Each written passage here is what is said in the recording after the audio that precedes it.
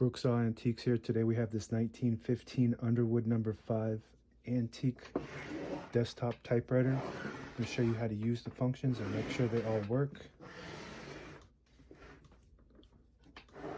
This is your adjustable paper guide, and you can move it from side to side. This helps guide the paper in straight into the platen. The platen is the main roller that feeds the paper. And you also want to make sure to set these holders to line up with the page so it slides right through.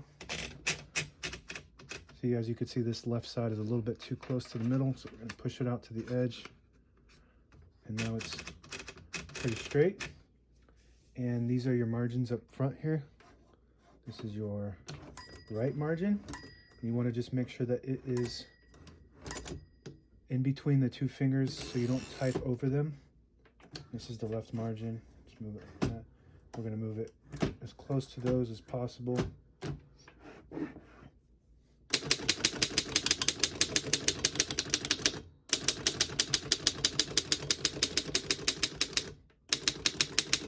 Once you hear the bell, you're at the end of the margin. You hit this line space, gets you back to the beginning. It skips 1, 2, or 3. Right now we have it on single, but if you want double, you just flip this switch down to 2.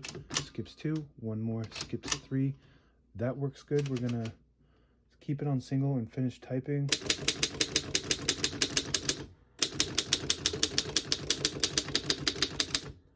Beautiful typing machine. This is the most popular model even today that I sell.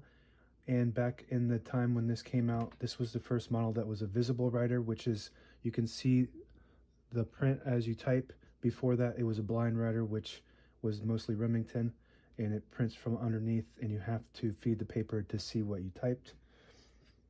I'll type a sentence on the next line.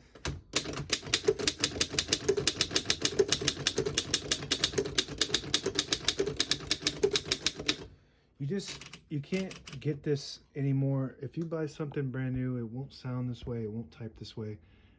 This was designed and manufactured in the United States back when everything good was made in the US. All high quality parts, cast iron, metal. It's not made out of plastic or anything. There's not a piece of plastic on this. To pull the page out easy, there's a switch on the right side here. You just flip that down and it unlocks the rollers underneath the platen, allowing you to pull the page out easy, or load thicker paper like carbon copy or cardstock. Make sure you flip that back up before you load the next page, or else it won't load correctly. We got a shift on each side and a shift lock on the right. To clear that, you just hit the shift button again on the opposite side. Up top, on the top right, we have a tabulator key. So it'll stop at each one of these two tabs here, and you can just adjust it right there, and it's got teeth that fit right in. And you can see from the front,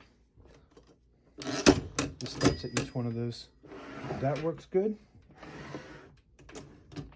Backspace on the top left, that works good. And this is your color selector switch. Right now we have it on the left, which is blue, prints the top portion of the ribbon. We have a solid black ribbon on right now, but if you want to change the direction, or not the direction, but the if you put it on the red, if you flip it to the red side, it'll print the bottom portion of the ribbon. This is a solid black ribbon, but sometimes you can get the black on top and red on bottom, and that's how you do that. On this side, this is your ribbon reverse control. Right now, all the brand new ribbons loaded on the left side. So if you pull it out, it'll pull to the right. If you push it in, it'll pull to the left, and you can wind it with this. So right now we want it to pull to the right. We're going to keep that on the right side. This function here is for maintenance purposes. If you are comfortable tightening the tension on how the carriage pulls, you can take this screw out on this section right here, and you can wind this to tighten it. Also, the carriage release is on each side here. This one's on the front, and this back one is a little different. This knob right here, if you flip it up, it'll disable the spacing, so you can get to an exact spot on the page. You flip it back, it clicks. Each one of those clicks is one space.